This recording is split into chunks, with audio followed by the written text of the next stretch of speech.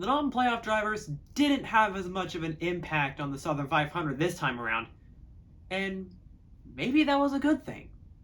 Rise, rise, pick up your weapon and face it.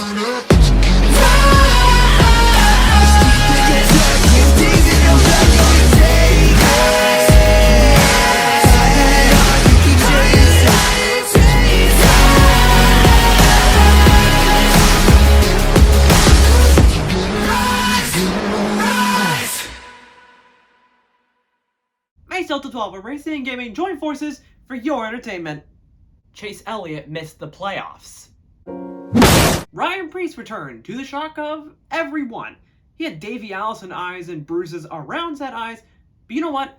I'm glad he's back. We needed someone with that kind of grit after we got a young driver and a veteran driver out with concussions due to trivial accidents last season, and the latter of the two drivers ended up relinquishing his spot in the playoffs and ultimately retired outright at season's end because of his concussion. Though the qualifying runs had a hand in this, by lap 10, there wasn't a single Chevrolet in the top 10. The highest one was Chase Elliott in 12th. Carson Hocevar, the Darlington Noah Gragson replacement, managed to get up to 17th on lap 12, and on lap 20, pole sitter Christopher Bell was still leading but had slowed down significantly. On lap 32, the green flag pit stops began, and Christopher Bell effectively lost the lead when his jack dropped and had to be cranked back up. Ricky Stenhouse Jr. got our latest speeding penalty, that's a relevant news article, and Ross Chastain sped through his pit stall while braking and had to back up to get into it properly. By lap 60, the Toyotas once again had a death grip on the top three, and Chase Elliott and Kyle Larson managed to make their way into the top 10. Then everyone noticed how much Kyle Busch was moving up, having made up 16 spots in the first 62 laps. And this is a 300-something lap race. Ross Chastain had a slow pit stop on lap 66, and Kyle Larson got up to third on lap 72.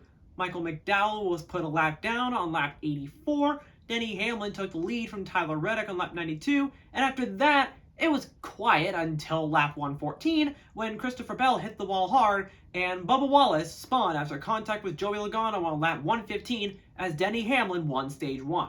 Logano kept going after the contact, so once again, the king of undeserved championships gets off scot-free when someone gives him his due judgment. To my surprise, Logano had to stay on pit road when the green flag waved again. No idea why yet.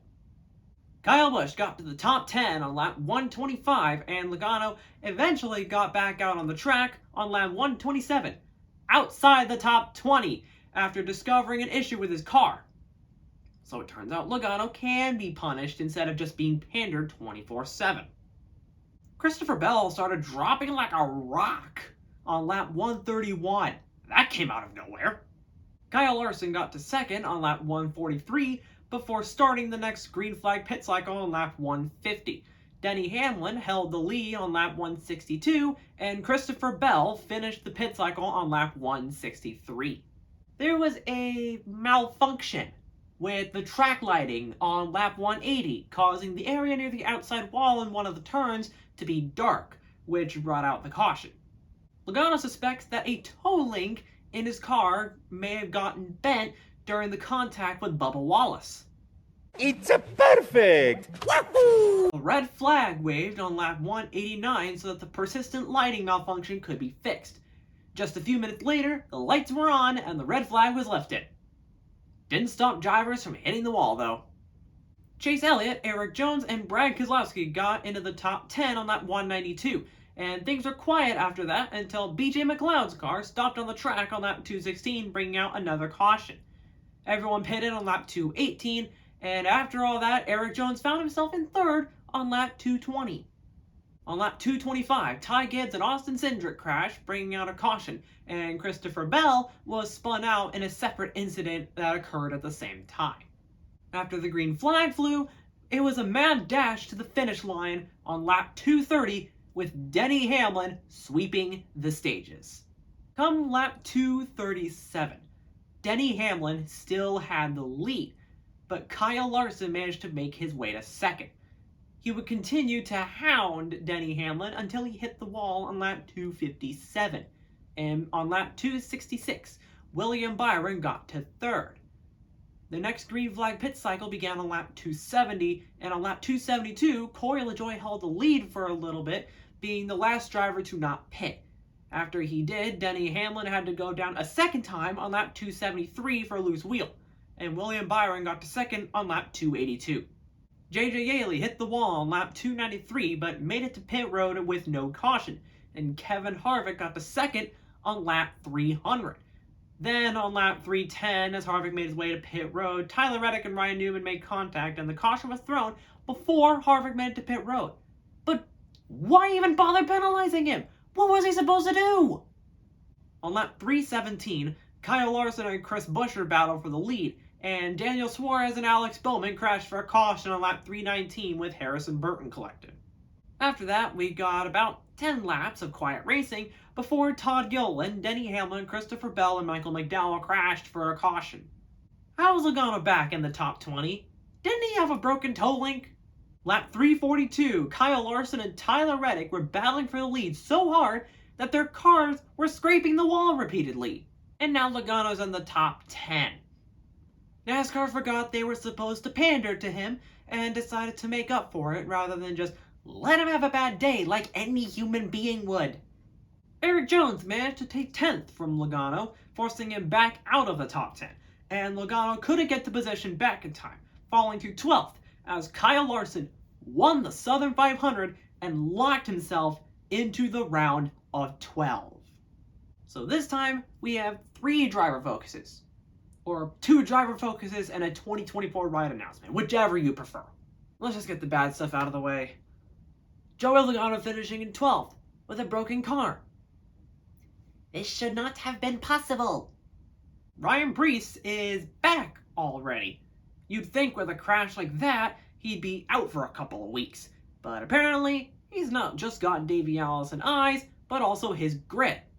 If only all of NASCAR's drivers today had it, but apparently it's exclusive to just a few drivers, one of whom basically has his foot out the door. But here he is, with a pair of black eyes and a fast car. Didn't exactly run well today, starting 34th and finishing 28th, but the fact that he's here at all should say something. And now, we're on to something that sprung up on me while writing this script. Shout out to Eric on Out of the Groove once again for keeping me up to date on NASCAR news like this. Legacy Motor Club has finally confirmed their 2024 plans for their 42 car. Noah Gragson is out. He's not returning to that team next season. Instead, John Hunter Nemechek is back. He is returning to the Cup Series full time. Really, Legacy Motor Club would have been stupid to not do this, with Noah Gragson having the worst rookie season in the modern era with crashes, a concussion, and a suspension. Legacy Motor Club is switching to Toyota next season as their manufacturer, and then there's Nemechek himself, who is tied for the points lead in the Xfinity Series as I write this, and he's in a Toyota car. However, I'm going to remain a little bit skeptical of this move. Just in general, no real specifics. Considering what happened with Noah Gragson, who made 2 consecutive Championship 4 appearances before coming to the Cup Series and looking like he skipped both Xfinity and the Truck Series.